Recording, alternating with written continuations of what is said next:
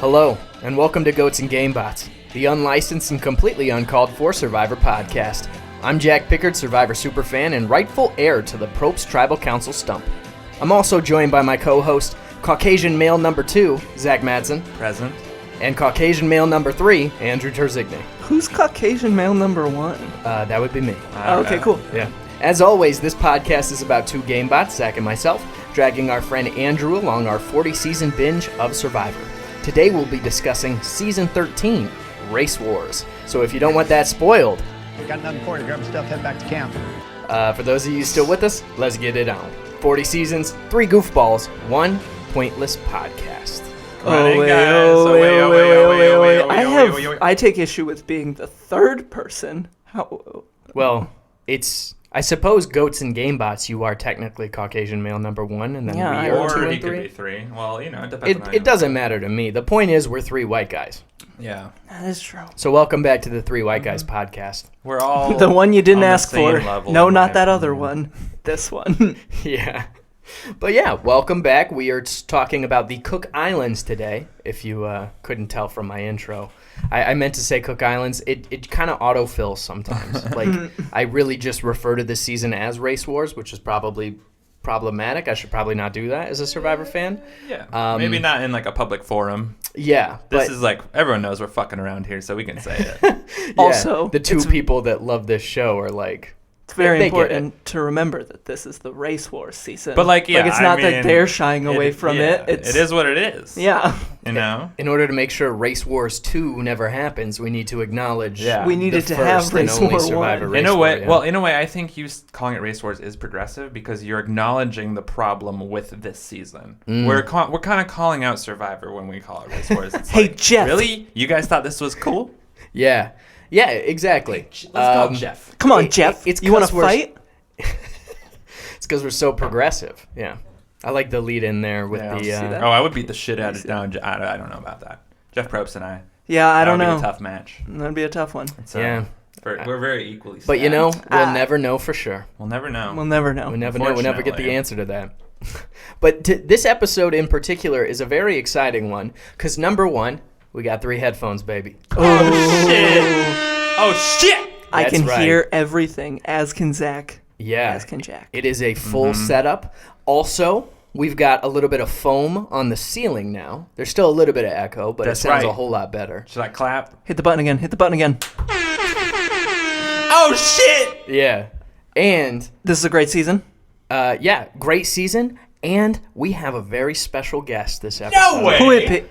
A Yeah. special guest? Yeah, Get out of You here. can't. You gotta be kidding me. It's I'm just not. us. We're nobody. Well, you guys should know because you were there. I was not. I don't remember. But earlier this week, we had a Zoom call and interview with the one, the only, Billy Garcia. What? How'd That's it go? right. Survivor legendary second. You just blacked out for the duration of it. It went really bad, Andrew. Oh, God. You were seizing. Oh. It was ugly. Billy was very worried about you. Yeah. Did I say anything? No, Bad you were to him? on the floor having it, so you couldn't. Oh. Yeah. Yeah, we had to call the. Yeah, that's why you don't remember. You were medevaced, the only medevac from a Survivor interview to ever happen. By the way, you owe us $3,000 for the ambulance, right? I know. I'll get it to you. Yeah. American healthcare system. I just gotta. I bet on the ponies this weekend. Come on, they gonna hit. I gotta pay for my medical bills, baby. Come on, let's go. Yeah, that's a system that works right there. Honestly, if that doesn't work, my next is like a GoFundMe. Oh, yeah. Yeah. You know, because the course. world isn't broken when you have to fund it through online shit. Yeah. Or, some people would Yeah. just call The it world's broken. socialism. Like helping out your fellow. Well, hey, we're not here to pose solutions. We're just here to bitch about the problems. Exactly. Yeah. On the topic of giving our opinions on things, right? I think it's time that we start jumping into some of this season. And of course, we like to start with the stuff that doesn't matter, the aesthetics of this season. And the first thing to point out up front, we got another pirate season on our hands. Uh-oh. This was, I would argue, a heavier pirate theme than. Then Pearl Islands? Yeah, Really? because that one was just Interesting. like. If they mixed the two, it would be too much pirate. Too and much you never pirate. go full Pirates, pirate. though. But the tribe names were pirates. Yeah, but Morgan here's and the Drake, thing. how do you get on top of that? Yeah, and also they fired cannons and Yeah. muskets. Like Rupert's the beard. challenges and everything were very pirate. Okay. But this was like visually pirate. It was visually assaulting pirate. This I'll is give like you that. Pirates of the Caribbean 5. Mhm. It's just a visual assault of pirate things. It's It's arguably too much pirate. Too much pirate. Yeah. Like, again, we talked about Paul McCartney is a pirate. Too much pirate. Too much pirate. What are you doing? Leave it at Keith Richards, pardon me. Yeah, no, I agree. But I will say, I think in terms of what's a more piratey season, I think it's Pearl Islands. Yeah, no, it is. Because this visually is a very piratey season. But, like, again, Rupert, the challenges, it just, you feel the pirate on every level.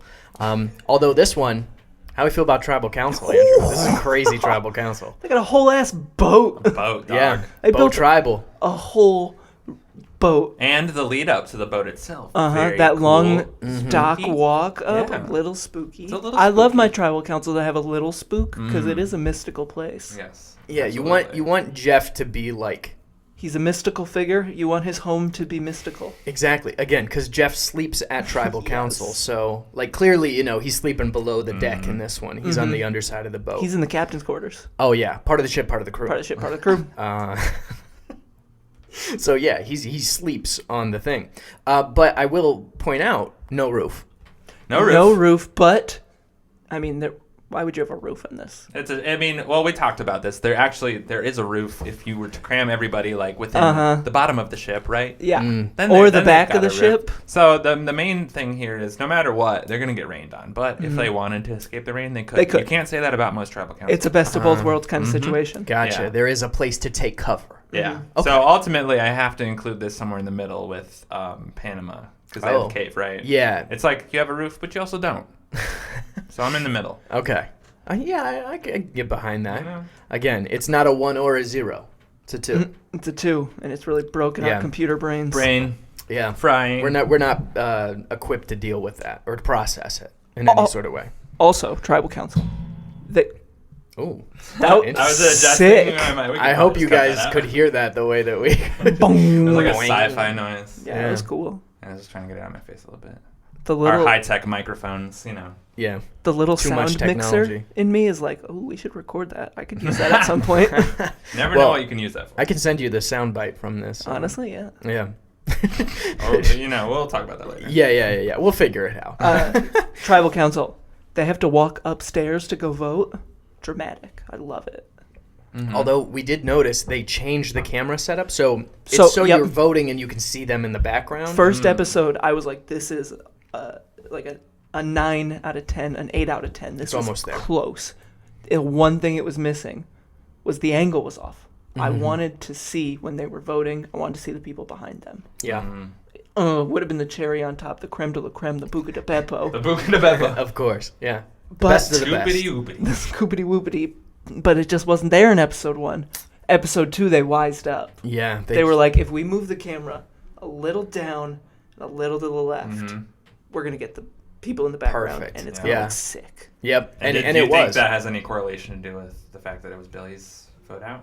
They wanted that perfect camera angle. They wanted that because perfect the camera Billy- angle. Yeah, the Billy story was. There's Uh-huh. no part- stakes prior to that. Yeah. Maybe I don't know. Really That's, forced them to play. That's just one conspiracy theory you can come out with. Force get- the William Garcia. We got all sorts of Billy, theories and I love that conspiracy guy. theories I at this just, point. Yeah. I'd like to say, too, before we get any deeper into this, Yeah. Billy's amazing. Yeah. That guy's the best. Somehow we were like, number one, it's crazy that we were able to make this happen somehow. Like, it's so strange starting, like, just being in quarantine and being like, hey, we should do a podcast, recording it on our phones, now having a little podcast room in our house, and interviewing an actual survivor. Who would have it thought? feels low-key. I know it's Billy. Yeah. We love Billy. Yeah. Hey. It's so surreal. Hey, Yeah. look at us. Look at that. Who would have thought? Yeah. Not me. Honestly, it is a weird time to be alive, though. You think about it, though. Like, Yeah. just, whether Billy, like, played till the end of this game or went out second, like, we got a survivor. Yeah. And it's we got, crazy. Yeah, we did. Yeah, And and he's an somebody amazing who's, guy. Yeah, and he's part of the survivor community still, and he has a voice within it, and I think that's the thing that's most exciting. Is he like saw what we're doing. He didn't care how many followers he had. He's like, these guys like Survivor. They want to talk to me, and why the fuck wouldn't I want to do that? And that's why the marks Survivor of a true community is man. great. You know He's what a I cool mean? dude. Everybody's just coming together and rallying around this one thing. So it's very cool. Yeah, and we appreciate it, Billy. I hope you're listening. Yeah, of course.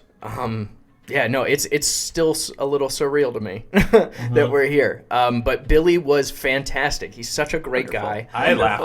I just had the most fun. Yeah. It was He's so much funny. fun. Yeah. Such a nice guy. Yeah. So 10 out of 10. I know the world is on fire out there right now, but like we're thriving in the Goats and Game Bots universe. In our 3 walls and a curtain, we're thriving in here. 2 curtains. You're right, 2 curtains. Can't see the one behind me. 12 phones. Does this not count as a wall because that's where we put our dishes? I don't know. I was just trying to make a joke of like in these 4 walls, but I wanted still to pretty good. still it to equal 4. Yeah, I don't know. It also was helps there. that no one really knows what our podcast studio looks like. We'll give you guys And the they tour never will. sometime. Yeah. Oh, okay. No, we won't. That's my Keep favorite guessing, thing bitches, we yeah. do is one of us is like, okay, yeah, and somebody else is like, no, go fuck yourself, audience. Yeah. No way. You're getting nothing. But yeah, no, we can't wait to show the Billy interview for us. I feel like most of this episode is going to be us hyping it up. I hope it lives This up is to our the hype. This is our clickbait for the episode. So stay tuned, and you'll get a interview with the most famous second boot of all time. True. So yeah, but I think it's about time for an ad break. We'll cut to an ad break. We'll come back. We'll start talking about the outwit portion of this game, some of our characters, who we liked, who we didn't like, and then we'll start figuring out our top 3. This season of Survivor is brought to you by 2 bros chilling in the hot tub. Poverty's there, so it's not gay. Welcome back to the podcast. Silly. Yeah, that was a great, iconic scene in a great season, and I think it sums up a lot of like what the social game this season is really about. You know what I mean? Like Poverty's there, flirting her way through the game. It's a flirty season. Yeah, it's a flirty season. Got a lot of like showmance stuff to talk about in this outwit section. You know, a lot of couples that came out of this season, and just a lot of really good characters. Yeah. And so, you know, however we want to open up the discussion here, let's open it up. What do we want to talk about? I was just looking at my notes, and I was looking at like 3 in a row about Penner. Yeah, of course. I'll talk Penner about is Penner. such a good character this Yeah, season. I mean, like, I'll just read a couple of those notes. First thing I was like, episode 4, Penner, let's not kill these girls. And then under that I wrote, great team leader. And that's true. Penner's just like kind of a natural leader. Yeah. And that's one of the things I love about him, just like seeing him in command. I know in this season he comes off a little villainy. Obviously we have like a different interpretation of him because we've seen other seasons with him. But I don't know, I appreciated him so much more this season. Yeah, as someone who doesn't have the experience, how do you perceive Penner at the end of this season? How you feel? I think he's a cool dude. But I feel like a lot of that had to do with the influence of the 2 of you. Because we were hyping him up. Yeah, of course. I feel like maybe if I had watched it like on my own as a younger man, Yeah. All right. I would have been like, he's not great. But okay, well, how about the moment when Penner's sad about the baby bird? Did that not make you have a soft spot for the man? When Cao Boi goes up in the tree. And you see just like I was about to lay it out. I didn't remember that at all. He comes on a little strong, but like truly the man is a I mean, softie. yeah, no, he's a human. Yeah. He's sad about a bird. I mean- He's not a robot. Sure. Would you have cried about the bird? No, I wouldn't have cried about the fucking bird. Okay. But I knew A it. little baby bird. That baby bird it didn't even. it would have was been a little- sad. it was I would have born. felt A little sad, baby bird just born. but I definitely would not have cried over this baby bird. Heartless. I'm trying to win $1 million. Listen, I'm not here to make friends or like care about baby birds. Okay, Yeah. I'm I'm here to for win $1 million. buckaroonies, Yeah. baby. You can't let the baby birds get in the way of winning. Every survivor Fuck has 'em. a choice: baby birds or $1 million. Make your pick. Make your Baby pick. bird or $1 million, your choice. But I agree. Penner is, personally, for me, top 3 survivor players, no Yeah. doubt. Love it. Wow, huge. It's also because, he's a writer. I really like the way he strings some words together. He words good. You also like that Mike White? Yeah, I do. It's an archetype that I think is inevitably very good because it's all about, again, confessionals. So to foreshadow a little bit of what may be coming in the Billy interview. But it's all about putting a confessional together. And so being able to do that, writers have a very good knack for being able to catch you up and take you through a season. Telling a story. Yeah, so I feel like a lot of, especially the post-merge, was kind of driven by Penner, or Jonathan, as he is in this season. Johnny B. Yeah, and then, super interesting. And also, one of like shining moments for me is the Survivor auction, which in my opinion is one of the best auctions, if not the best auction. It's not an opinion. That's a fact. It's well, one, best auction ever. Two, I think it's the best episode of Survivor I have seen to date. ever. Yes. Really? I love that episode. I've circled it here what looks to be 100 times, and I wrote 10 out of 10. 10 out of 10. Which I've never done before, so. Yeah, what episode was that? Episode 12. Okay. You're a rat. ... Ah, classic. Candace goes home. Mm-hmm. Oh, so it's a good episode for that reason, too. For starters, Penner blows up Yule's spot right away. Yule is like, I have the idol, Penner. Don't tell anybody, obviously. Yeah. And then Penner was like, Yule's got it. And then Yule walks up and he's like, fuck yeah, I have it. Mm-hmm. What of it? And then later, somebody was like, where they were like, hey, Yule, did you say this? And Yule was like, yeah, I said that. I'm not going to lie to you. Yeah, I said that shit so well. Yeah, just at the auction, Yule just reveals that he has the idol openly. And Even- Jeff's kind of like confused by it. Yeah, I think this might be the same episode, too, where Parvati, Candace, and Adam are trying to convince Yule to vote Penner out. Yeah. And Penner walks up, and Yule's just like, I don't know what to tell you, Penner. They're doing what they're supposed to be doing. Like, this is the game. They're trying to convince me. Yeah. He's just They're that doing episode, what they should be doing. Yeah. That episode, I was like, if I didn't already know, I would have been like, Yule is winning this game. He's keeping it real. I don't know. He's not making a lot of I would have enemies. probably picked Becky at that point. That's just me. I would have picked Becky all the way up to that fire making challenge, which we will talk about later. To But finish with this episode, one last kiss on top before we get to the auction. When they vote Candace out, yeah. Jeff goes, a kiss was nice because she fucking kisses Adam at Tribal Council. Yeah. That is a The place. most bland showmance for That- me anyway. That is a sacred place, a place of ritual. You don't just go smooching around there. You feel they defiled Tribal Yes, I Council? do. That's where Jeff sleeps. That's where Jeff sleeps. How He doesn't walk dare into your home you. and start Typical macking white on Julie. people. You could have smooch in Jeff's house. A white man? Typical. He's in trouble. Typical. But as she smooches Adam, she gets the torch snuffed. Yeah. And Jeff turns to her and says, a kiss is nice. Maybe if it were love, he'd given you immunity. Damn! Bratata! Yeah. Get out of here, Candace. Yeah, get out my house, Smoked. bitch. This is where I sleep. This is where I sleep. Don't smooch in my house. I'll give you sass. Yeah, so that was great. It was perfect. perfect It was burn. the true cherry on top of a perfect episode. But the auction itself was fantastic. Yes. This auction had everything.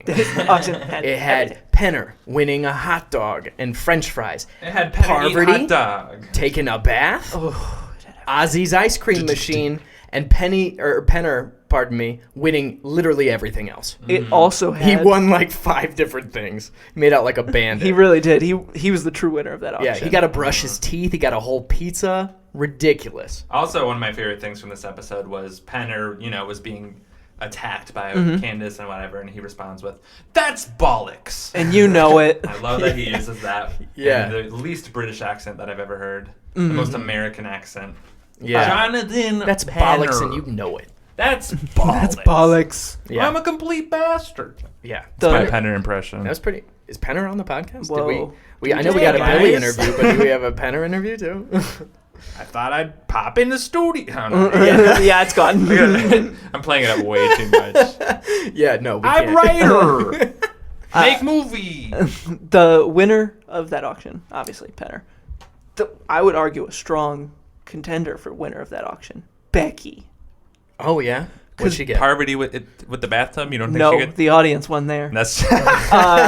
God damn it, you're right. I have to admit when you're right. Yeah. Becky, because she spent all her money, pulled a little bit of Yule's too to get her over the edge of who she was True. outbidding on just a random card. Jeff was like, this will give you some power. Yeah. And she was like, I need it. Let's do it. She didn't really need it. She was in power with Yule. She was like, forget it. Just Let's keeping do it out of the hands of Uh-huh. Adam and Candace. So she spends all her money on it. The reward is you get to send someone to exile immediately, Yeah. right on the spot, and you take all their money.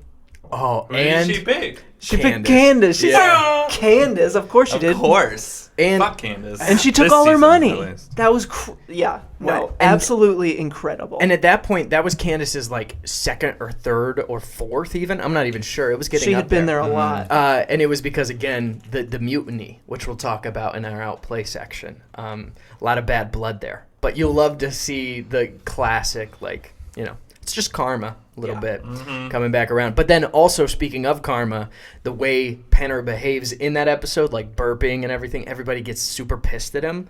And it, like, eventually leads to his downfall. You know what I mean? Like, this is kind of the beginning of the end for Penner as well. But I agree. This is a 10 out of 10 episode. The best auction I think we've seen in a very long time. And a lot of really great characters in this season. Again, we didn't talk too much about Cao Boi, but Cao Boi was, one of a kind. There will never be another Cao Boi ever. That's true. Yule, of course. And this is Ozzy's first season. Ozzy plays a really big role in this season. And as we know, Ozzy's super important to the Survivor community. So, So I've heard. Yeah. We're going to take another real quick break. That'll be sort of actually. What if no. I don't want to? Yeah. We're not gonna Okay. take Well, a now break. my joke doesn't work. Now that we're not taking a break, forget I said that. No, I was For just the record. listening to your input. Thank you. Yeah. I Okay. feel heard. Let's keep going. No, I mean, I think we should do our top 3 right now. Oh, sure, yeah. Unless you guys have any other outwit stuff that you want to talk about. Any other good social game stuff? Do you think Adam was strategizing by being a complete douchebag, or is he just a douchebag? I think he's just a douchebag. Okay, that's it. That's all I personally. had. Yeah, I mean, from the beginning, like clashing with Penner, just the whole Candace showmance. Yeah, I think he just is who he is, personally. But showmance-wise too, I think we should highlight a better showmance than Adam and Candace, which is Billy and Candace. Oh yeah, absolutely. Yeah. And at the very least, Parv and Nate are. That's the power couple of this season, in my opinion. They were easily obviously Billy and Candace. But. Nate and Parv were like the more easily believable couple of like. Yeah. I could see these two actually having a connection. I just outside of the show. Yeah. I couldn't buy it with Candace and Adam. Yeah. I don't know what to say about it. I'm just not gonna. It's like 2 blank 2x4s just making out with each other, and it's just real boring. Just wood slapping. Yeah. Each other. It's the same thing as just being at Home Depot. My goodness. Boring. 2x4s. You're not wrong. And again, a couple that has way more believability in my mind, Candace and Billy. Yeah, me too. That's because the guys. And I got it back. The reason we hate Adam on this podcast is because we stand Billy. Yeah. So, yeah. From the fuck out of here, Adam. Well, also, before we get done with this, remind me, I don't listen to this podcast. So, is like jury management? Is that something you would consider part of the outwit strategy? Yeah, I guess so. Yeah. Okay, then I have a great jury management moment. Yeah. From Yule, which was when he decided to bring Penner's hat back. Huge. After Penner, of course, asked. And I think he played it off very well. I think that was a cool moment. I mean, like, there was probably never a doubt that Penner was going to vote for him at the end. But you never know. And I think, like, Yule... That sealed it. Yeah, and that's a great example of how Yule's... a lot of his strategy is just, like, being a good dude. Because he's a good dude. Yeah, and never forget the fact that Ozzy would have won had Adam not promised Yule to vote if he got Penner out beforehand. So I think that Yule was able to recognize Penner's going to vote for me anyway. I'm going to get Penner out of here now because it's advantageous to my game. Get 2 jury votes from Adam and Parv, potentially. And then goes on to win it because of that. So not only is he doing a very subtle one with the Jonathan Hat thing, although that's kind of overt, you could see it. Everybody can see it and know it. That's what I meant. Yeah. Absolutely. I think that's overt. Yeah. Yeah, and I think like just like talking about Yule, we'll get more to a winner thing though, but I don't know if up to this point there is a more deserving winner. He's got to be playing it. He played such a good game. The jump. And like he proved, I think, like being out on an island, not getting food, being in a competition can bring out the worst in a person. I don't remember seeing any moment where I'm like, Yule kind of sucks. Yule is just like a fucking top shelf. Straight up, dude. Like, yeah, just like the best player. Top of the line. Day at 1, day 39, Yeah. And respect. And A stone cold hunk. Yeah. Stone Cold. That dude's jacked. That dude is Absolutely ripped. shredded. Day 39 and he still look cut. Yeah. God damn. All right. Wipe the sweat from my brow. Just thinking With about that, because Yule is a very strategic player. What's our top 3 this episode? We want to jump into it? Yeah, our top 3. I have mine. Oh, good. Well, we don't know That's what it is most first. people would expect from this podcast is for all of us to have a top 3 moment, Andrew. So I'm really happy. Just so the audience knows, I did not have one coming into this exactly 27 minutes ago. But now he Also, does. the audience has no idea what the fuck the top 3 is yet, so let's we let went them over know. that. Let's let them guess real quick. All right, everybody We're at home, teasing it. take a guess. Yeah. And all right, lock them in and locked. Okay. Yeah, that wasn't it. Top 3. Top, Wrong. Sorry, go We ahead. are going to be doing the top 3 game moments, as this is a season. Maybe the first one to have an insane amount of strategy within it. So, Yeah, lots of gamers. I'll go first as the horniest member of the group. Yeah. My biggest game moment I felt, and I think it truly shifted the game. Well, I don't think, I know, is when Penner decided to flip and start working with I2, the I2-4, going back to his old tribe. So this is the second time he's already mutinied. Right, and I get we can talk about that more. Obviously, I think he was a little bit more pressured into that. But in this situation, I think he truly wanted to play with Yule and Becky and Ozzy. So like he's doing what he wants as well as like I think it's the right game move. So I think Yule and Ozzy and Becky don't go to the top 3 if this doesn't happen. Right, Yeah. they've got the numbers. So Yeah. obviously, like I love how the season plays out. So this move making the season end the way it did. Is great. I think it's probably the most important, crucial moment in the season. And I think Penner knows that he, at this point, has burnt a lot of bridges. Yeah. It's kind of the kingmaker spot where you can't become the king yourself, but you can decide who becomes the king. And he has that really good quote where he's like, I would rather play with the I2 people. If I don't win, I would rather see them win. So that's what I'm going to go with. And again, it determines the outcome of the season, and the outcome of the season is fucking awesome. So yeah, definitely the game move of the season, I think. The only thing that could have been better is if Ozzy went out early, but won his way to the final. Whatever. Yeah. But how about you, Andrew? What's your top 3 game move? Mine comes in the final episode. It's when Adam, believe it or not, my game move's coming from Adam. Wow. It's when he knows he's going home, so he tries really hard to get the idol flushed. Ah, yeah. He tries everyone to vote this way, so you will get rid of it, and then nobody has to worry about it anymore. No, yeah, and you could take out Yule. You could take out Yule, maybe. Yeah. He tries, ultimately fails. Yeah. To do it, which I don't get. But I think that's a huge game move because he's fucking stupid. That's the fact that he was able to put it. He was able to piece all of those things together and come up with this giant move that somehow everybody else who, Adam, are frankly better players than you. They couldn't see it, but you could. So I really commend you for that, my guy. Yeah, no, I mean, putting blinders on and just not making the move, that's the time to make it. Yeah. I will never understand why they didn't try to flush the idol. Yeah. And, Adam knows he's going home. He He's knew just it. on my way out, might as well take the idol with me. This is the God idol, so you will stand no matter what, but at least we can get it out there, and then you can take a shot at him later in the game. So play until the very end, which you love to see. Yeah. And my game move is from Cao Boi. It is Plan Voodoo itself. It's when Cao Boi invents the split vote. So Cao Boi has this crazy-ass dream.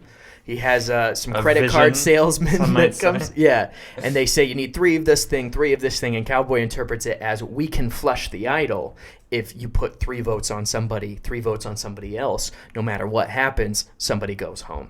And this is the first time somebody has ever figured out how to play against the idol. And then Yule, who is who he tells and who has the idol, instantly takes him out of the game because he knows too much. He's Yule recognizes, wow, that's a smart plan.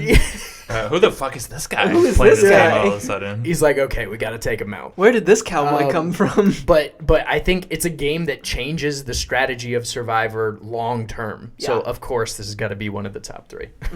Okay, so that's our top 3. Top 3 game moves of a gameplay-heavy season. Unconventional picks. Yeah, right? Shocking the one world. from Adam, one from Cao Boi. Yeah, but all of them good in their own right. So 2 out of the 3 of them failed. that's true. It's the bad moves, apparently, that really leave their imprint on the The season. bad moves that ultimately probably maybe will lead to a good move at Eventually, some point. somebody else takes it and they run with it. It's baby steps, Baby steps. baby steps. Baby step. All right, we're gonna take another real quick commercial break. For real this time? Yeah, for real this time. And when we come back, we'll start talking about Outplay, which is all the fun, twisty stuff, the challenges, and we will do a challenge of our own with Billy Garcia. Oh, no way. He's Yes, on this? sir. Yeah, he is. Oh. All right, let's do it. We got Billy on this episode? We do. This season of Survivor is brought to you by the Blur Tool. Doesn't matter if you're Ozzy's ass crack or Parv's boobs. The Blur Tool is coming for you. And welcome back. Don't forget Nate's ass crack. We got a lot of we got a blur lot of over Nate Nate's ass? ass. I don't remember if it was ass crack or above the dick region, but it was somewhere. Okay. I love the part of the See that. podcast where we start talking about genitals. Yeah. It's always my favorite. It's a very reliable segment at this point. It's never long. Well, welcome. Well, I didn't. That was It's usually pretty small. yeah. Welcome back to the Genitals podcast. Gross. That would be it. That's the grossest one so far. I just that is pictured gross. like my high school health teacher. Oh yeah, Running she that has a podcast. podcast. So you're gonna go through some changes. Quick sidebar. Yeah. Our high school health teacher vividly and graphically described losing her virginity on a lazy boy chair. Oh my god. It was gross. I don't want to know anything more about your. I have repressed it so hard. Okay. Well, that's better than I grew up like. It's not south. It's deep north, I guess. The north that wishes it was the south. Indiana. Yeah, grew up in Indiana. The Florida of the Midwest. We did not get any talk. Florida of the Midwest. Wow. Yeah. You're not wrong. It is. But because it's like, Florida's like, there's like a good amount of good people from Florida, then everything else sucks. Yeah. Wow. That's the most accurate Yeah. shit I've ever heard. Wow. I didn't just come up with that on the spot, by the way. That's That- something I said the other day. That is genius. That's the title of the episode. The Florida of the Midwest. Indiana. This season Yeah. brought to you by Indiana. The Florida of the Midwest. Anyway, we didn't have a talk. We had the talk and like that was like y'all should probably shower now. yeah. Y'all Wipe y'all your ass. stinky. That's it. Yeah, we had the y'all stinky talk and then we had the STD talk. And we had nothing in between and we were like, cool, but how do we get these things? Right. So the y'all stinky and the STD talk were combined for us. Oh, okay. And You'll get stinky STDs. Did you have any sort of sex talk whatsoever? yeah, in Okay, health 'cause class we didn't. later down the line, and like we learned a little bit about it, but whatever. Really, the stanky talk was done by my mom. Oh, yeah, 'Cause she your was mom's the a school nurse. That's true. But for my year, she was like, "No, that's not. I'm not. I don't want to have the puberty and the stinky talk with my son." She made Stinky talk. The principal do the it? gym teacher do it. Oh, okay. So she's separated That's the boys. so much worse. The boys went with the gym teacher, and the girls went with her. Wow, that is crazy. I get that. Yeah. No, I remember some of the questions that were being asked in the STD one, and it was clear that so many of us did not have the talk. They were all these problems that's like, okay, had we had like an actual talk, we wouldn't be asking this shit. But Anyway, no, you yeah, gotta that's withhold enough. information from kids when they're developing. Yeah. Everyone knows that. Let Everyone them knows find that. out from each other. Yeah. That's a much and better idea. experimentation. Yeah. I mean, when I got herpes for the first time, like, that's when I learned, you know? Yeah. I was like, "Oh, this is it. This is what they were talking about." And I was like, oh, yeah, I should be I wearing get a it condom, now. probably. I know why that was a thing now. Yeah. Anyway, Okay. how do we even get here? I don't I even don't know. have herpes, by the way. As far as I know, anyways. All right. Oh, blurring genitals, health class. Health class, Here. sex talk. And then Zach has herpes. Yes. Okay, full great. circle. Now, to bring us back on track, we should be talking about the outplay section of Survivor Cook Islands. Survivor. Yeah, Yes. Survivor. That's This the is podcast. a Survivor podcast. That's right. Since when? And so the outplay is the challenges. We got an obvious lead in there with Ozzy being one of the biggest challenge beasts of all time. Homie Somehow is topping nuts. Dietz. Yeah, well, we got Dietz and then we got Ozzy back to back. Almost erases, how terrifying Terry Dietz was. Yeah, and here's the thing, too, right? Like, Terry Dietz in the challenges goes crazy. Every single challenge. Ozzy does that, and also at camp is like catching like 10, 11 fish. Yeah. So everybody is extremely like well fed, and it's just like his physicality helps improve camp life. Like so much of his game was like it's easier to keep Ozzy around because he keeps us fed, and like you kind of forget that he's the challenge beast, or you never get a shot to take at him just winning because he wins every single time. So yeah, Ozzy is a challenge beast. Terry is also a challenge beast, but Terry's competition was not as steep as Ozzy's. That's also, true. Terry's like, how old is he in that Terry's season? Like 40 something, 50? Which is Yeah. He could definitely keep up, not in the water. Ozzy's he could like not Peter keep Pan. up with Ozzy in the water. Yeah, Ozzy's 24. He's like But spry on young land, dude. Yeah. it would be a good matchup. Possibly. That- as far as that's strength true. goes, yeah. But Well, agility... That's the other Ozzy's thing is gotcha. in the challenges, anytime there was water, You were Ozzy done was for. gone. Beast. It was so crazy. It was just like he could like turn it on and just be gone. It was like he had a motor Yeah. on his feet. He would jump in the water and he was gone. And even like against good swimmers, he just blew them out of the water. No pun Nuts. intended. It was like, swim 100 meters out. Ozzy was like, oh, okay, bet. Yeah. 2 strokes later, he's there. Say less. Yeah. Say less. So yeah, Ozzy obviously going crazy in the challenges. Nuts. There were a few cool challenges themselves, like the compass maze that they had, which they said was Yeah. the most difficult one in the finale. There was the boat one where they had to like release bombs on like a target thing. Oh, yeah. Those ones, that comes back, too. Yeah. That's Oh, yeah. always seemed like a very challenging That one was challenge. Another this is kind of tangential, but another reason why I like Penner, we just keep bringing it back around, is in the challenges he's very vocal and he kind of interacts with Jeff. So Gives like it there's back. there's the time where he goes, "Oh please, Jeff," and Jeff's like, "Penner getting mad at me." Like I love that sort of back and forth in the challenge. That's part of why Sandra's so fun. Is she's Yeah. always giving it back to Jeff in the challenges. So Oh, I there's can't a lot wait of to that see her this again. season. Yeah, soon-ish. We're working up to heroes versus villains. We'll get there eventually. Yeah. But a lot of other cool outplay stuff. There was a lot of twists this season. The mutiny. That was a very big moment when Candace and Penner decided to flip. Penner shouldn't have jumped. I think it was a good move for Candace. I think it was a bad move for Penner. Yeah, he put all his eggs in the Candace basket. Well, I mean, you see he hesitates. I don't think he wanted to do it, but I think like in that moment he's like, oh shit, if I'm the only one here, I'm fucked. Yeah. I think he's damned if he did or damned if he didn't. And he He's a rat bastard either way. Rat bastard either way. He had literally 1 second to make the decision because she waited until the very end. So yeah, no, I think I can understand why he made the decision he did, and also testament to how good of a game player is that he's able to work his way in. It was a little bit of a scary moment because then it was kind of like white people take over, like just from like if the theme of the season is race wars, then you never want to see the white alliance just start picking off people of color. Never a good thing. And it kind of goes that route for a while. Yeah. Good. But again, he kind of rectifies that when he flips over to the other side and all that. And leads them to the finish line. Yeah. Exile was a big part of it. Candace was constantly on exile. Yeah. Yule went. It was a bit again. Yule went once and found the idol. Yeah. All at you the need is second. one. Real Terry Dietz. True. Show up. Yeah. I feel like more so than Ozzy, Yule and Terry Dietz are more similar. Yeah. Except one of them knows how to win the whole thing. That's true. That's true. Yeah. And one of them knows how to pipe his wife on Survivor. Bearded up Who's who? in the dark of the night. Yeah. Play that sexy music. No. I only have sad. And also, it's not the Panama episode. Same I thing. can't go into the whole what it was like when Terry and his wife were in that hotel room. Yeah. I only Whispering sweet nothings and danger. whispering sweet nothings.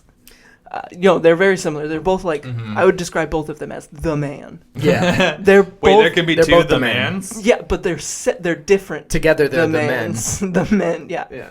Like Terry's like We are men. cool, athletic, just like suave. Yeah. But then Yule is also suave. But I mean, also swap. also suave. But like charming and just like very kind. a kind, more of a genuinely social game nice. because Terry didn't guy. have a social game, Mhm. so it's just kind of you put your assets in different baskets. They radiate the same energy, but a different color. Yule talking like nerdy in the challenges and stuff of like this is why an elephant can't climb trees and stuff like that's kind of his way of like That was great. I talking loved when he shit. did that. The other thing is, on the topic of Terry, we did see the God Idol come back, the Hidden Immunity Idol, and although it wasn't played or flushed in any capacity, it still did affect the course of the season. Yeah. So much of it was who has the idol, Penner flipping because he has the idol and could potentially get him out regardless of whether he votes that way or not. So it was used as leverage, and then Yule just kind of was like, I already used it, so... Y'all can know that I have Sucks it, to yeah. Which took a lot of the power away from it too, and they didn't even flush it. So, crazy. And it still came in, even though it wasn't in the traditional playing it method. But yeah. Yeah. Well, I have a little trivia bit about the mutiny because it's happened other times. Right. This is the only time anyone's ever actually jumped. Yeah. Yeah. Yeah. Everyone's- I remember yeah. Thailand when Sheehan was like, I want to go. Because Sheehan should have done it. Yeah, and she should have. So, yeah. Shoulda, coulda, woulda. And now we Also, had... what? Thailand? Is that a Survivor season? Never heard of it. Yeah. I remember. have. Brian wins. It's on the other side of the Who? spectrum from this season. Truly. But the other thing that I think we have to talk about in the outplay section is the fire-making Final Four. That takes a good hour. Nope.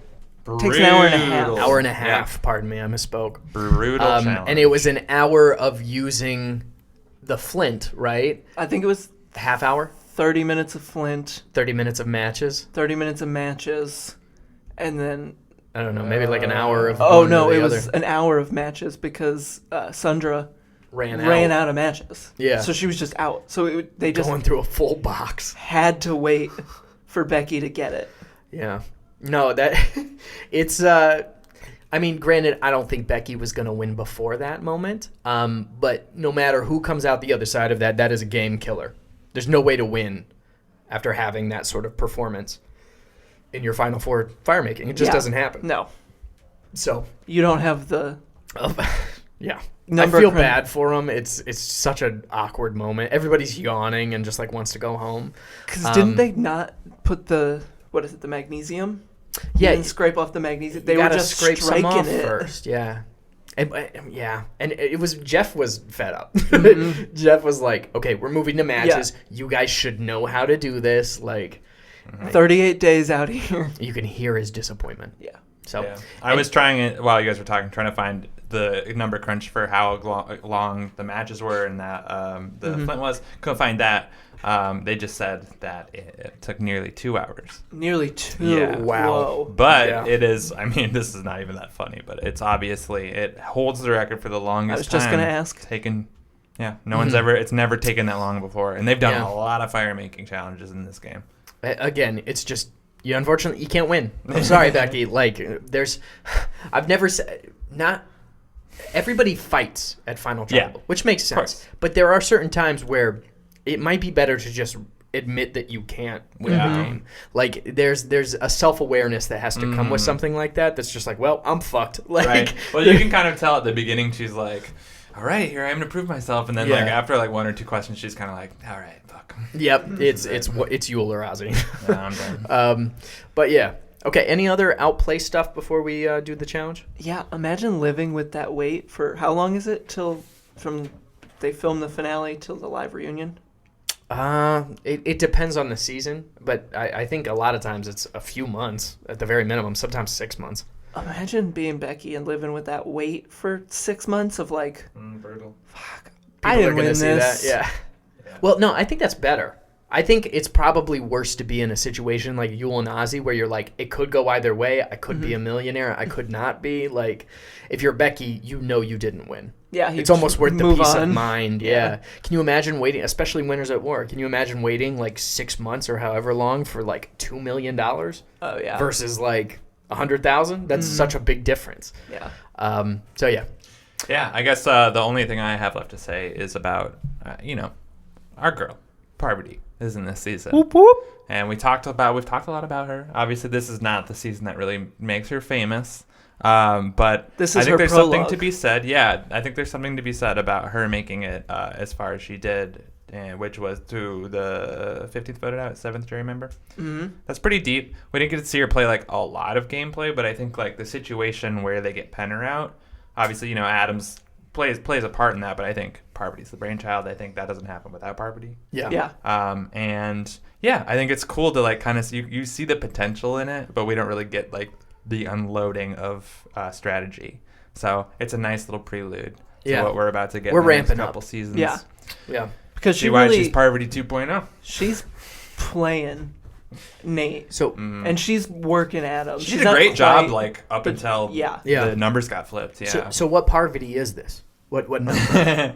Technically, it's Parvati 1.0. This is right? Parvati It's just 1.0. Parvati. But for my Just joke, Parvati. it's Parvati 2.0. 2.0. You're right. The less it makes sense, the funnier it is. Okay. Yeah. This is Yeah. Technically, Parvati 2.0 is not ever Parvati, right? That's a Kelly Wentworth. That's like everybody that's else. True. Yeah. So the best you can be is like Parv right in the middle. Yeah, she's just Parv. Yeah. Is there like Shouty. We'll figure out the system. It'll happen naturally. But to cap off this outplay section, we have a very exciting challenge for us that is moderated by Billy. We actually do the classic Survivor challenge, the Ropey Choppy challenge. Ropey Choppy challenge. Where we give him some superlatives and we bet on what we think his answer is going to be. So we're going to cut to that and see if we win any fire tokens. I hope I win all of them. I need just one. Mm-hmm. Yeah. Stakes are high, It'd be disappointing if you didn't. Yeah. So let's check it out. Of the entire Cook Islands cast, who would you say is the coolest castaway? Cao Boi. Cao Boi. Nice. I put Yule. I'm a really big Yule fan. I also put Yule, but I was about to put Cao Boi. I was going to put Cao Boi. And I thought Penner. I thought also you talked him up before. I thought maybe we were on the same page there, but no, I get that. What metric do you use for cool? How is he the coolest? Oh wow, he's how do I put it? He's basically one of those that marches to the beat of his own drummer. That's for sure. He's a rebel like I am. And he has a great background where he served in the Army as an Army Ranger. He holds the world's record for the longest softball game ever. He's done so many cool different stuff. He's living in Vietnam right now, raising a daughter that he adopted. Wow. So yeah, he's cool in a lot of ways. And then we've hung out so many times. He's lived in my house or my home for 3 months. I spent like 3 weeks at his home and twice. And so yeah. That's awesome. That's amazing. That is awesome. All right, so moving on to the next one. Who do you think of the cast is the most robbed? And you can answer yourself. The most robbed. It's okay. You can say yourself. I'm gonna say Jonathan Penner. Damn it. Okay, gotcha. I said Billy. Oh, you did. I was trying to get you to say it just so I get the point. I get it out of there. That's okay, but I agree with you though too, because I think Penner probably deserved to at least go Final Five. Mm-hmm. If he'd have played in any era after Cook Islands, he wouldn't have been vilified. We're big Penner fans in this house. Not as big as we are Billy fans. Yeah. Okay, so this one should be an interesting one because we've talked about how Candace is metal. But who would you think is the least metal out of the cast? Becky. Becky, that's a great one. That is a good one. You're absolutely right. That's the correct answer. If there were correct answers. Yeah, Becky. Yeah, she after Cook Islands, I actually went to a charity event with her, and she was everything you saw on the Cook Islands. Yeah, I tried to strike up a conversation, and it was okay. Wow. Becky means business. In my head, I was like, "How the hell did you get on?" Yeah, who casted you? But yeah, she's just serious. That's all I can describe her as. She's serious. Yeah. I said Ozzy. That was my answer. I also said Ozzy. Yeah, mostly because I don't know if he can fit a bandana over all that hair. But he has the name. Ozzy Osbourne. Yeah. That's true. Uh-huh. Just right in by front of me. I didn't even think association. about it. Yeah. Yeah. That's true. So this one, if you were to play again, if Second Chance 2 comes around, hashtag Bring Billy Back is successful, who would you most like to play again with out of the cast? Out of the cast? Mm-hmm. You know what? Even though I said he was cool, I'm not going to pick him. I'm going to go with Jonathan. Okay. Gotcha. I'm not going to say Cao Boi because that'd be too much of a distraction. Like, I would get nothing done. That's true. we would just it would be about us hanging out, and it was like, oh, there's a game of Survivor. Can it wait? You know what? Cao Boi, infamous story. Maybe I don't know if I should say the story or not, but I'm gonna say it anyways. Yeah, please do. At the Ponderosa, he found this big piece of bamboo, and he made a big bong out of it. This big bong out of bamboo. That's Cao Boi in a nutshell. Like that's probably what we would do if we were to be cast together. Well, so the question is, what did he make the bong for? Was there? From what I understand, stuff grew wild out there. Let's okay. All right. I love that. Nice. Maybe going on Survivor isn't as bad as I thought it was. Yeah, and let me tell you, now I completely understand why he's the coolest castaway. Yeah, all right. Yeah, I could have just said that. I kind of like knew before you said that. Like, you could tell, and I would absolutely love to share and join with Cowboy. And you. All right, we just got one question left. I think we're all 0 for 4 at the moment. Yep, but I'm confident about this last one. I did have Cao Boi for sharing a season. I thought I was close. I wasn't quite there, though. You close, yeah. But who out of the whole cast would you trust with your life? Ooh, I'd Cao Boi. I didn't realize you guys were such homies. I would have. Yeah, probably we're homies. I would trust him with my life. I just don't think we would get far in the game together. Much cut up. Right. Yeah, I will tell you, I've hung out with him so much. I can tell you, he makes the greatest spring rolls like ever. Oh yeah. Oh, really? I lost 26 pounds on Survivor just in those 6 days. Yeah. And I put on like 50, and I would say like at least 15 of those were Cao Boi's spring rolls. Yeah. That's amazing. Have you ever had a headache around Cao Boi? No, I knew better. You don't tell him if you have one. You secretly go in the other room. Okay, awesome. Thank you for doing that challenge with us. We really my appreciate pleasure. it. Sorry you guys didn't win any coins. No, it's okay. Again, I have 19 fire tokens. I'm sitting pretty. I also have 19. I need one more so I can purchase Mission Impossible, and we do an entire episode on Mission Impossible. Nice. All right, so that was our challenge with Billy Garcia. Yeah, I'm so happy I won that one fire token and can now purchase Mission Impossible for I love that you to watch. didn't, Andrew. No, I hate to break it to you. I love don't know how what you you're trying to do vented here. to Billy about it. I'm so you upset. I didn't just wanna need one hear it. more. I just want to watch them so bad.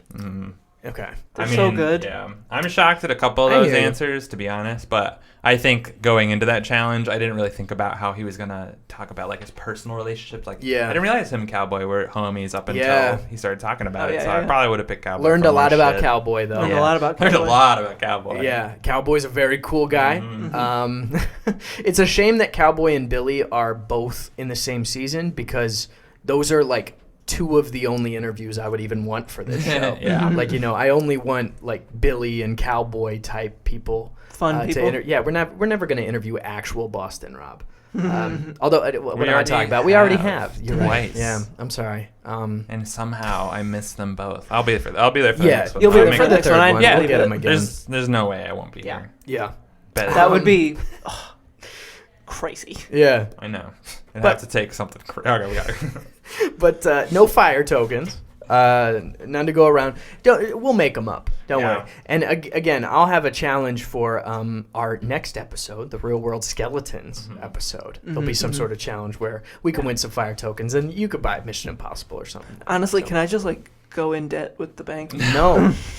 You must earn it. cannot allow that. Yeah. You can't go in this debt. economy. Anyway, that was our challenge. Now we're going to start moving into the Outlast portion of our show. And this is our typical winner/loser review. So winner review, first up, how we feel about Yule? 10 out of 10. 10 out of 10. One of my favorite winners ever. Yeah, super dominant. My favorite winner so far. Absolutely. Yeah. I think I gushed about him enough earlier, but I'll re-go over everything. Physical threat, but didn't overplay that card. I think he might have downplayed it a little bit. Of course, Ozzy was there to win everything, but he's a physical threat, strategical and social threat, and just overall very likable person. Again, can't think of one moment where I thought anything less of Yule than amazing.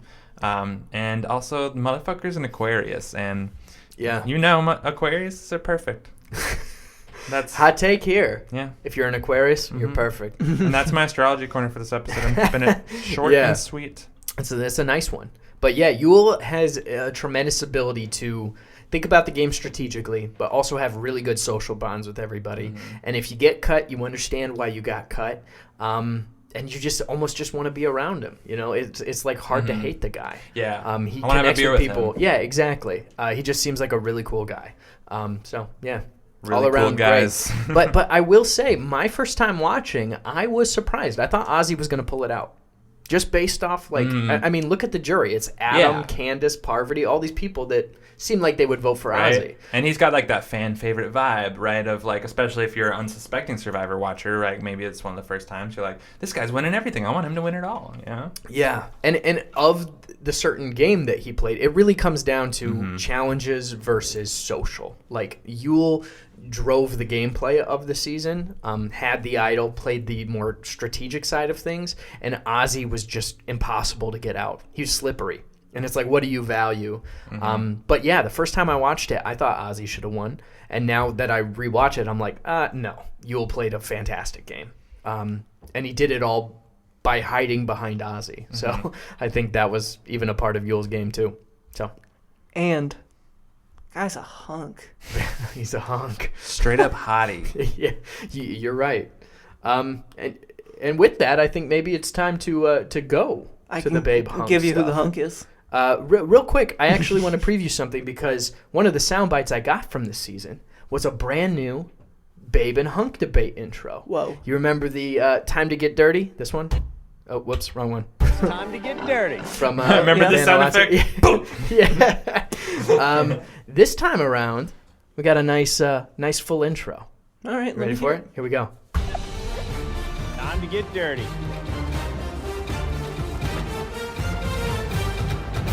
Ready to get to today's challenge?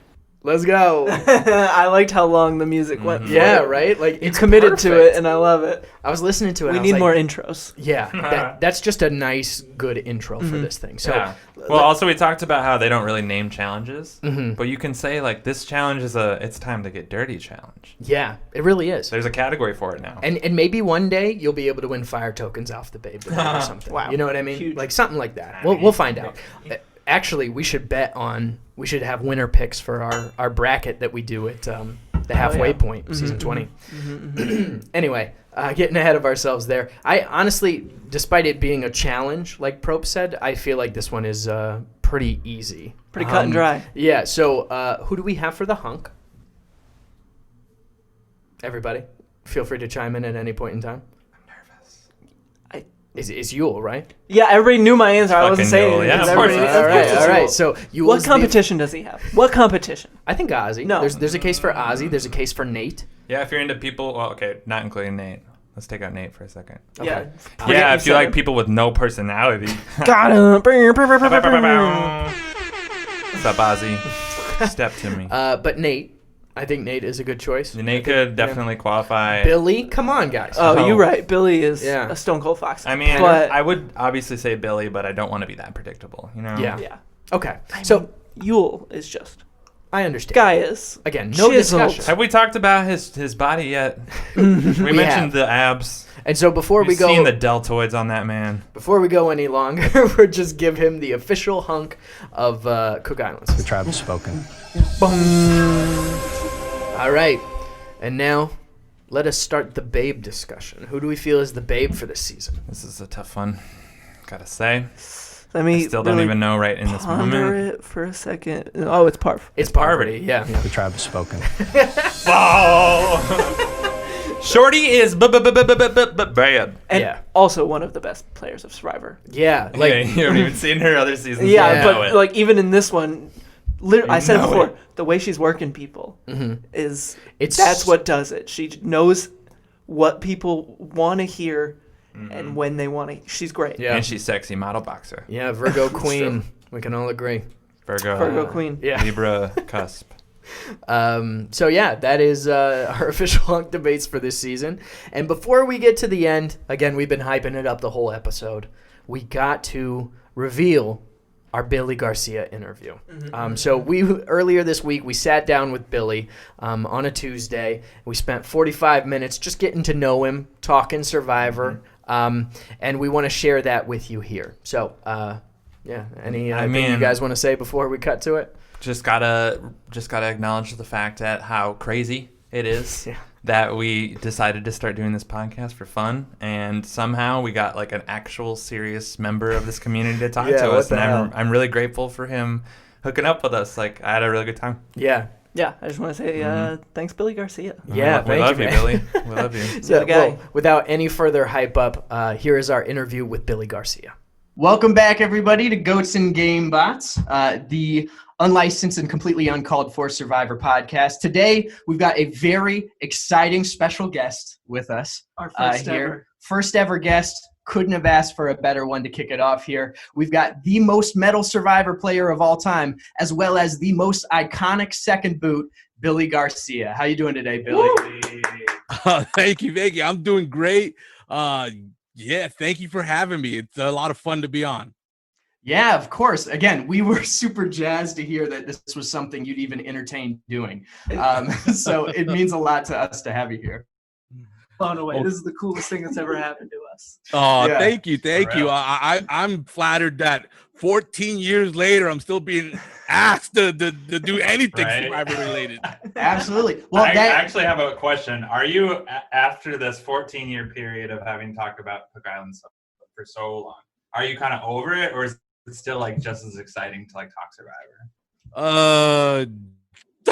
I guess that answers it for us. Yeah. He's got the Survivor Cook Islands background chilling back there for those. Yeah, so I'm just gonna say I'm not over it. I'm still a fan, and I'm. This is one of the most pleasant surprises of having been on Survivor is that I'm like permanently part of this. There are days where I feel like that scene in The Godfather 3 where the harder I try to get out, the more they pull me back in. They just keep bringing me back in. Yeah. Oh, good. It's a blessing. We're just like, I don't know. We're excited to have you because we think that, we've done our research and learned more about you. You seem like the perfect person to come on a show like this. We just like to have fun, and we can tell you're a fun guy. Yeah, and I was going to say, I think it speaks to how much of an impact you had on the show that it does keep bringing you back in like that. So, again, thank you for one of the more memorable spots in the season that was awesome. Thank you. But moving past Survivor a little bit here, what have you been up to since Survivor? Any cool new opportunities? A lot of time in that gap, but anything worth catching us up on? I've been with my band. We've released 2 albums. I'm working on a third one right now.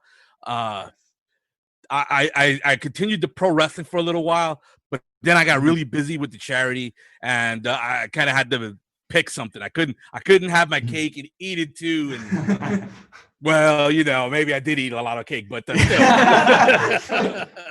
So it's good. Yeah. So I decided to let the pro wrestling go.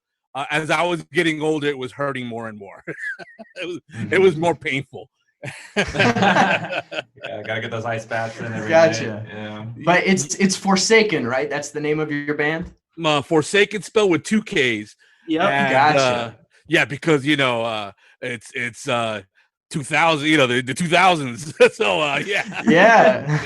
It's also way cooler. Yeah. That's not even the reason. I just made that up right now.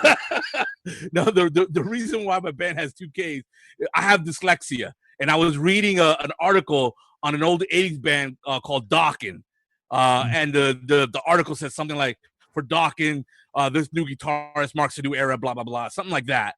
and my dyslexia kicked in.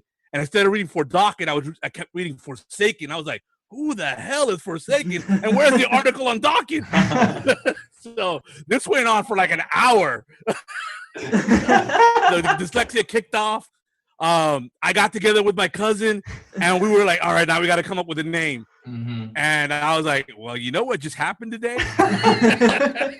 And it became this inside joke that just took on a life of its own. And here we are all these years later. This was 2002. All these years later, 18 years later. Wow. and that's the band name. That's awesome. Yeah, that's amazing. I mean, you know, like it's kind of how it is though. Like names, you don't really think of the name as much as like the name finds you, you know? And that's like a perfect situation. Yeah, the name didn't just find me. It grabbed me by the throat and punched me in the face over and over again. I love that. The other thing, aside from the medal that I feel like you're well known for, at least for me, you were rocking an amazing bandana out there on the island. Skull t-shirt. Yeah. Ooh, that's like, style. Trailblazing, truly. But as somebody who's a hat guy, I want to know the argument for bandanas. Why do you feel bandanas are the correct accessory for your head as opposed to a hat or anything else? One, you could stuff a bunch of them in your pocket. Okay. You can't do that with a hat. That's true. And I'd love to see you try though. Right, is that challenge, actually. Yeah. Do you walk around with like a pocket full of bandanas? I like to wear cargo pants, and so I have a pocket for the bandanas and another pocket for. That's awesome. Another bandana for the hand sanitizer. Oh yeah. And every once in a while, I'll like wear a cargo pants I hadn't worn in a while, and I'll start feeling around the pockets. I'm like, oh, this is where that went. Right? Yeah. I mean, I've always thought cargo pants were the most metal pants, so yeah, it's fitting that you wear them. Yeah. You know, it's a Dimebag Darrell thing from Pantera. He liked to wear the cargo shorts. So yeah. Well, yeah. When you're on Survivor, you don't have that issue of where do I hide the idol, right? You've got like 5 different pockets for them, so it works out pretty well. I think it's utilitarian. All kinds of things. Yeah. The only thing that sucks is that when it's time to pull it out, you're like, wait, hold on. What pocket is it? You pull out 6 bandanas. You're like, the idol's in here somewhere. Oh no. That's true. You know, I actually have a dream, this crazy reoccurring dream, where instead of Suri in the idol apocalypse, it's me. Yeah. And I'm sitting there, and everybody's pulling out idols, and Jeff was like, well, you're the only one we can vote for. And I stand up, and I'm like, wait a minute. And I pull out my penis, and I'm like, no. And then Jeff's kind of like, oh, wow, Billy, I had no idea you had such a nice penis. I was expecting the pocket full of bandanas. Expect the unexpected. Yeah, your punchline was way better than mine. I so. love that. That sounds more like a nightmare than just a regular old dream. That'd be a lot. Well, let's just say it's a hidden idol, but not for Jeff Probst. Oh my god, I love that. That's our episode title. Yeah. For sure. The real hitter community. But we also, as Survivor fans who have never played the game, we have this classic Survivor obsession with Jeff Probst. You know, he's such an enigma. And so from like one enigma to about another, we're curious about what Jeff Probst is like in person. Does he live up to the hype? You know, the funny thing is, he's has to be so on all the time when he's on camera that once he's behind the scenes, he tends to be a little bit quiet, tends to not talk a whole lot, and then he starts to rev up as the live finale or whatever the people are ready to come in for the challenge. He starts to rev up then, but he's sort of not. He's not somebody that like you would say, all right, Jeff, that's enough. Shut up. All right, be quiet. He's not talking. We're ready to go now, Jeff. Cameras are rolling. Don't care. Wow. Yeah. See, be quiet. I believe that though. That was our tribe. Yeah. That was our tribe. We were the ones that were like, All right, guys, be quiet. Oh, We're wow. trying to shoot this. Be quiet. You guys like helping production. You're like, come on, guys. We're all one team here. Yeah, that's amazing. I love that. But I believe that fully. Jeff seems like such a pro because you make such a good point about he does have to be on camera so much. And he is. Like, as someone who's seen every season, like some twice, like Jeff is never flinching. He's never like stuttering. He's, you know, I'm sure it's part of his edit, but like the dude is such a pro. So I totally believe that. Was he like intimidating at all when you first started playing? No, he's very how would I put it? He's very professional in that it was all business. Respect. So yeah, he even came out that way at my tribal council, where one of his famous lines of that tribal council is, "I'm trying to be respectful here." Yes. So yeah, he's very, very professional. So yeah, I mean, but then at the time he was dating Julie Berry, so he didn't need me to talk to him. Yeah, right. One of my first questions is there still like any bad blood or animosity between Ozzy and Candace, who were the main antagonists in your game? You know, there's no bad blood at all. With Ozzy, you know, I'll admit that at the time when it happened, it was so different because the heat that we had, because of the racial divide and all that, that it kind of made things boil over even more. Right. But since then, we've both kind of grown up a lot, and there's like no animosity between like anybody from Cook Islands, really. Awesome. I believe that. So we're one of the few seasons that really get along great with one another.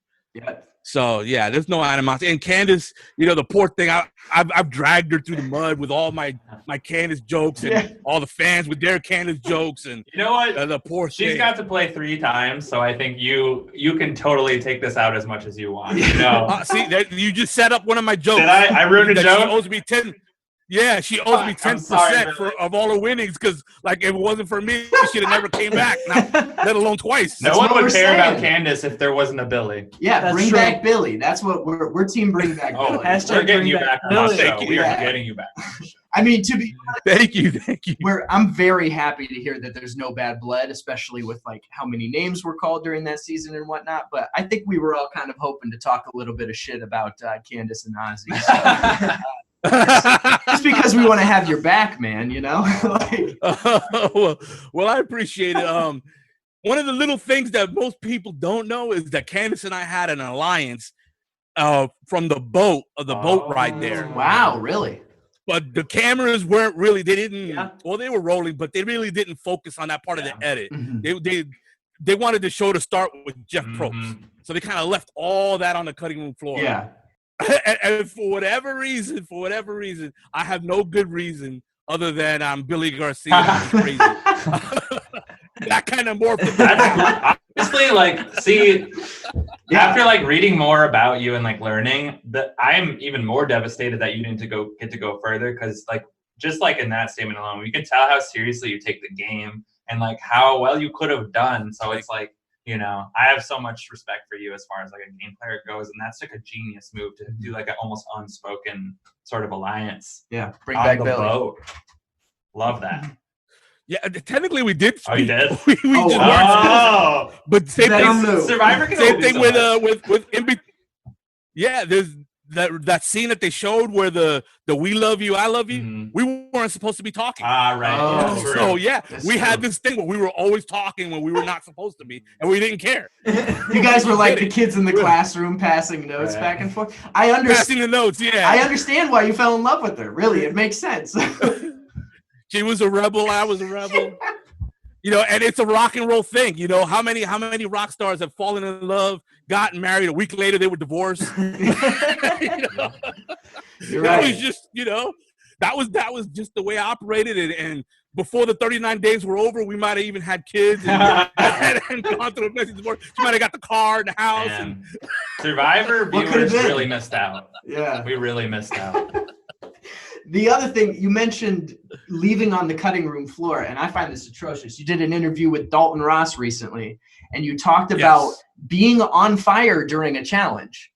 And they Yes, the very first challenge. How do they not show it's that? important to mention. Yeah. It's important to mention that the reason Dalton Ross was very comfortable in publishing this is because he was there. Oh, really? He saw the whole thing. So he can confirm it. Yeah. He could confirm. Okay. Jeff Probst was less than 10 feet away from me. Mark Burnett was about 30 feet away from me.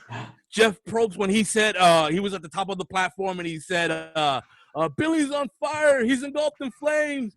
We were literally making eye contact because we were that close. We were that close.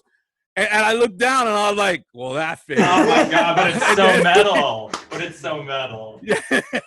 So I literally like tried to swat the torch out of the way, and Christina, you burned me. And she was like, oh my God, I'm sorry. And I climbed to the top and I pat myself out.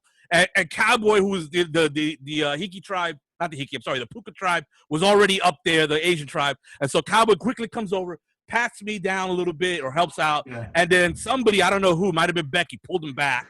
Like, I think she thought it was against the rules for us to touch each other or something. I don't know. That seems like a Becky move, though, yeah, to pull you back while someone's on fire.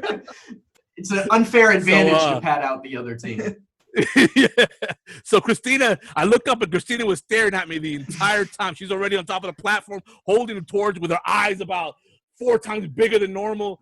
And I'm like, what are you staring at? Go win the challenge. Yeah.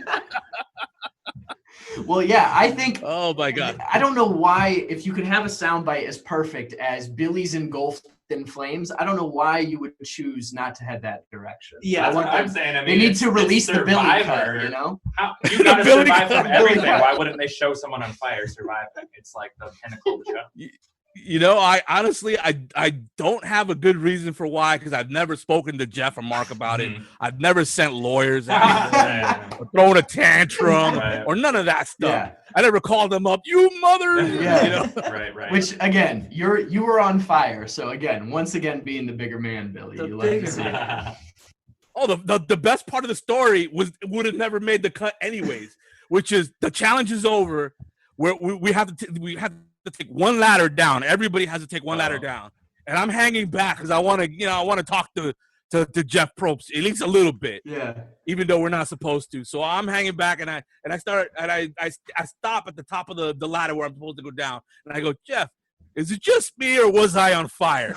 You know, me being a smart ass, and he goes, oh my God, Billy, you were totally on fire. It was so awesome. You were covered in flames. And I was like, okay, I guess so long as the cameras weren't focused. I just left. I just went down. I left. There was nothing more to say. He seemed pretty happy that I was on fire. The man loves good TV. And it somehow didn't. I'm still pissed. Release the footage. Yeah, one of the greatest compliments of all time is, in the tribal council with Candace, when you were on fire, even in the reunion, Jeff Probst just seemed to love you. Like, he was laughing at everything you said. Again, as a Survivor fan, that has to be one of the highest places to be, as one of Jeff's favorites. So I'm curious, do you have any advice for somebody who is going on Survivor? What is the number one thing that you think is important to keep in mind as you head in? Well, I would say, from my point of view, you have to nail the video, otherwise there's nothing to talk about. There's no, hey, you should align with these group of people, or you should only tell so many people about your idol or whatever. That's all a moot point if you don't get on. So my advice is going to be about how to get that call back damn near guaranteed. Okay, let's hear it. And so the way to get that call back is when you shoot your video, you open your video by you list all the important things about your life in a bullet points fashion, and then turn those bullet points into a run-on sentence. And I'll give you mine that I got on. Yeah, that got me on. I said I'm Billy Garcia, a Dominican New Yorker, heavy metal guitar playing, pro wrestling, former Marine. Ooh. And the fact that I could tell my whole life in one soundbite told them that I can cut a confessional on anything. And the confessional is the bread and butter of all reality comps. Yeah. So if you can cut a confessional, you'll get the call back. And then from there, it's a matter of whether or not you fit what they're looking for that particular season. but they don't forget you if you're like really good at cutting a confessional. Mhm. And if that video somehow makes it in the hands of Jeff Probst and Mark Burnett, Jeff Probst's philosophy is, let's get all the best people, and then we'll figure out what the season theme will be. Love that. So if you cut a good confessional and it gets into Jeff Probst's hands, it's almost a guarantee that you make it to the LA Final 50, and you're sitting in front of him, and you just have to confirm that you can do what you showed him you can do in the video. Okay. Wow, that's really good and detailed advice. What if I started my video off with saying, my name's Zach, I'm 27 years old, live in Chicago, I want to fight Jeff Probst with my fist. Would he bring me to the LA 50 to fight him? Yeah, I'll be honest with you, it wouldn't even make it to his hands. Damn it. It would not make it to his hands. You got to be able to tell a story, because that's what Survivor is. Of course. It's players narrating what the highlights of what happened. Because that's what you're watching. You're not actually sitting there watching us wake up in the morning, scratch our bare ass, go to the bush, take a piss. You're not watching all. You're watching highlights of what happened, and the players are narrating it. Yeah. So if you can't do that, it won't even give you the time of day. Right, I get that. But before we finish up that question, just answer me this: do you think I could beat Jeff Probst in a fight? I say no. You don't be afraid to say no, because I would have to answer that question with a question: how good is your jiu-jitsu? Oh, very bad. Then the answer is no. How's Probst jiu-jitsu? Is it good? Can he sprawl? He does so many different things to stay in shape, and I don't know if he does it for self-defense, but he definitely does it to stay in shape, as well as kickboxing, all sorts of stuff, MMA. He just Okay, now I'm scared of him. And it's not just Jeff. There's a lot of survivors that are big into martial arts. That was something that surprised me when I was on Cook Islands. I was like, okay, Yule's MMA.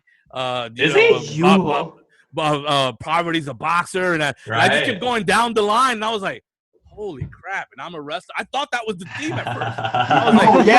I was like, wait.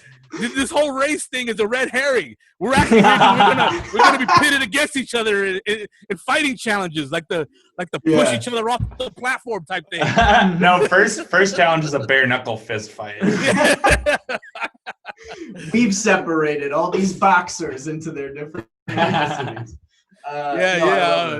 Funny little side story is I in the finale I told a joke to Poverty that she kind of didn't find it funny. I told her, you're a boxer, I'm a wrestler, we can have MMA babies. That's hilarious. And she didn't like that? She was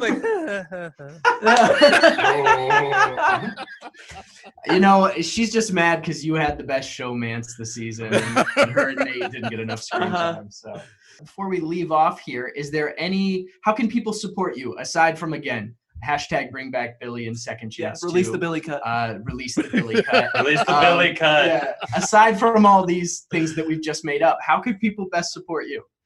All of my social media that matters is at Real Billy Garcia. It's Instagram, Facebook, Twitter, YouTube. It's all at Real Billy Garcia. They could follow me there. And new Forsaken album, right? Is there a date on that, or is it just kind of? Unfortunately, the global bastard has stepped in and messed up our timetable. Yeah. So understandable. So we're playing it by ear. But the good news is that, despite of what you might have heard on the news, New York is not completely shut down, and we're not all shackled in the people's basements or nothing like that. Most businesses are open. The recording studio is open.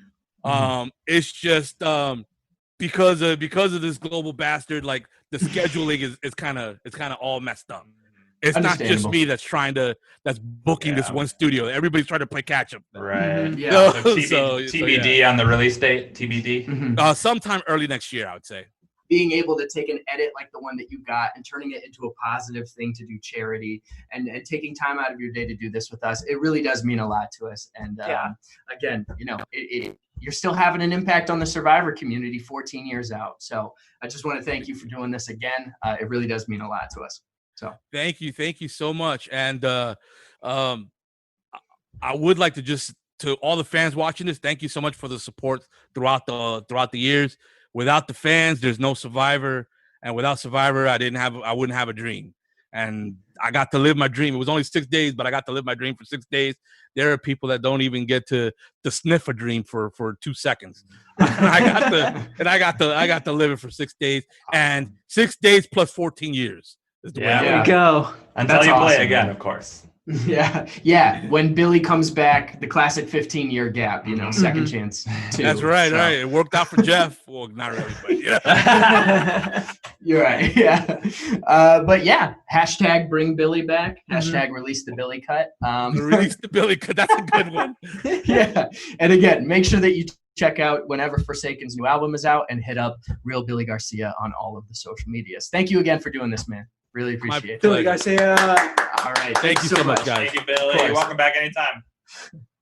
All right, so that was our interview with Billy. I hope you guys enjoyed it as much as we did actually doing it. It was a very fun experience, and we hope to keep in contact with Billy because he's a great guy.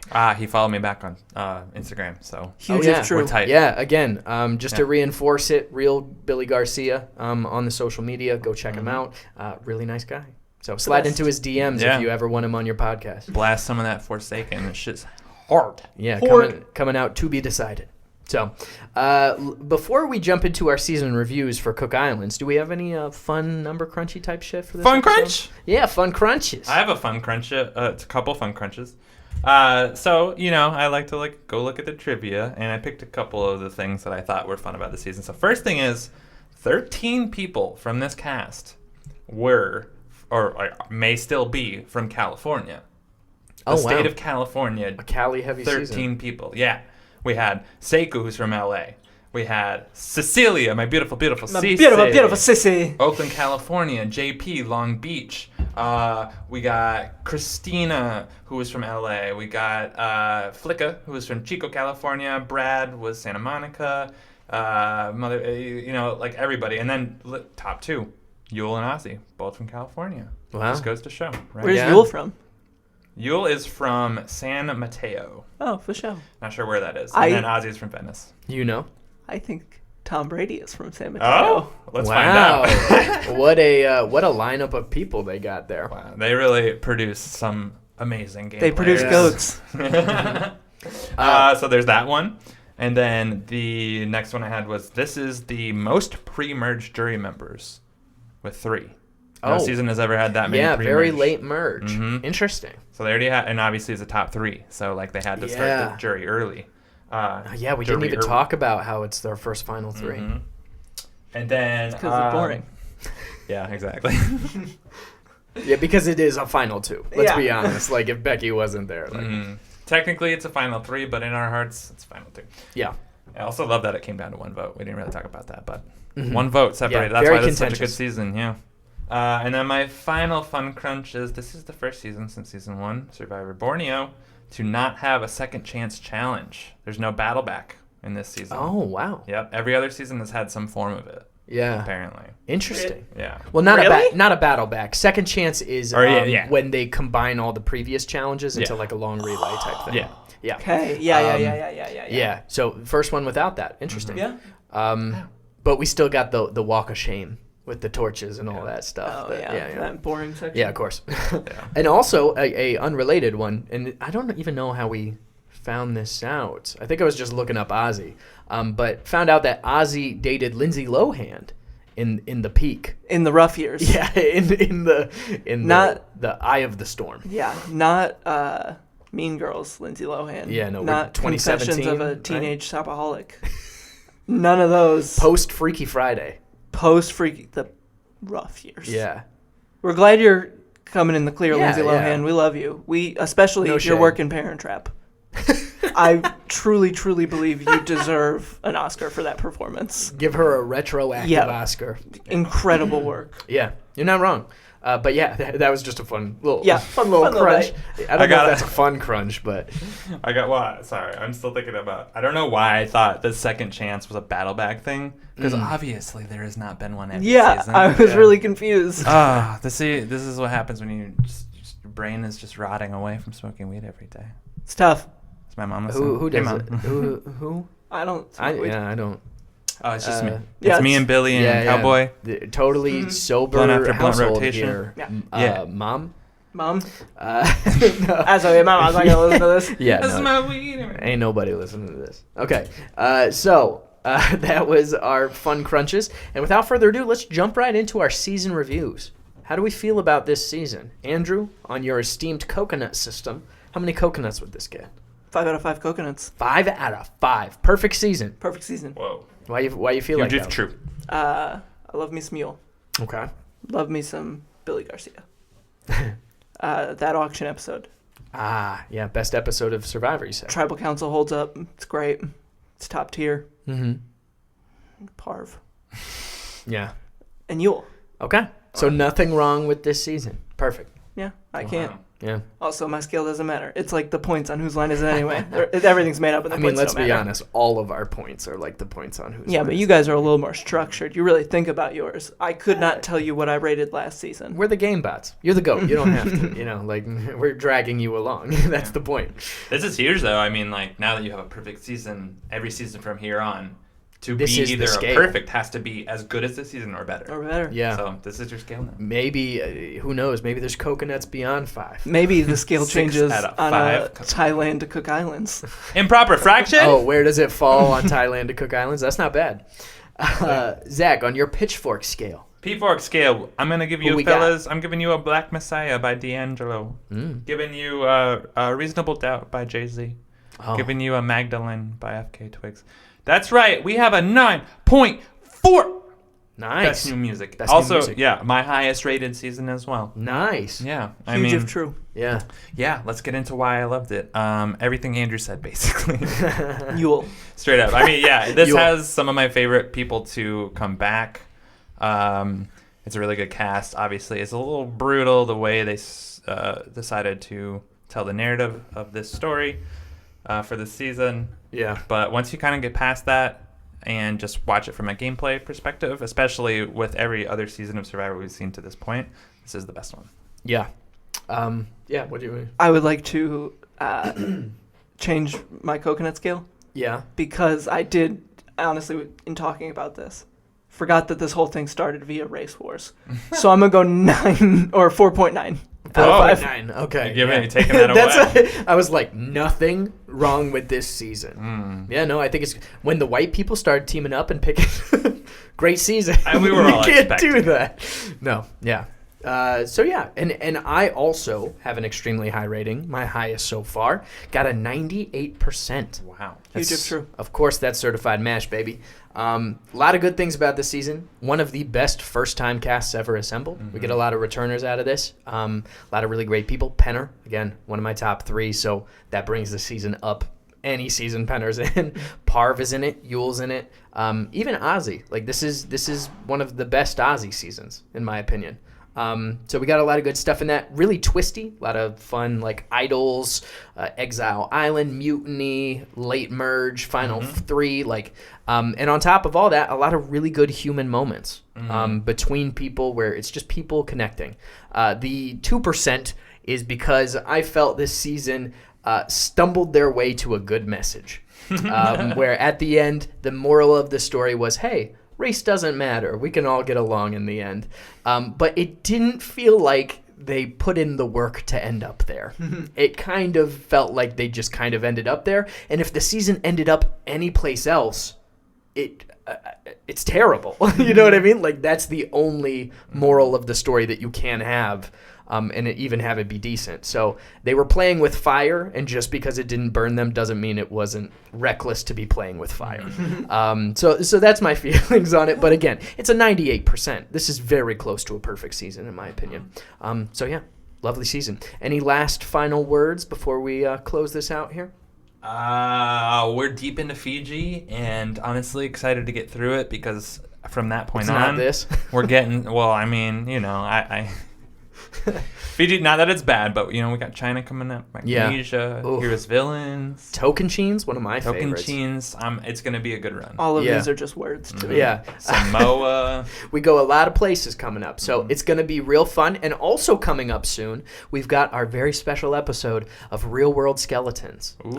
So stay on the lookout for that. Fun fact: our audience knows that we watched Real World Skeletons up to about episode 8 twice, and then stopped. In case anyone's wondering, it's currently happening again. Yeah, but we will finish it because we have same episode. We stopped hit at the 8. wall at the same time. That was about a week and a half ago. Yeah. Don't worry, I'll get you guys there. Anyway, stay tuned for all the fun content that we have coming up. Also, if anybody is interested, on our YouTube channel, we will be posting some of the video of us and Billy, our challenge, as well as the latter half of our interview that didn't have technical difficulties. So if you want to go check it out, see Billy himself, go to our YouTube channel, Goats and Gamebots, and you'll be able to find it there. Otherwise, thank you guys for sticking with us. We really appreciate it. Grab your stuff. Got nothing for you. Head back to camp. Ayo. Oh, wait.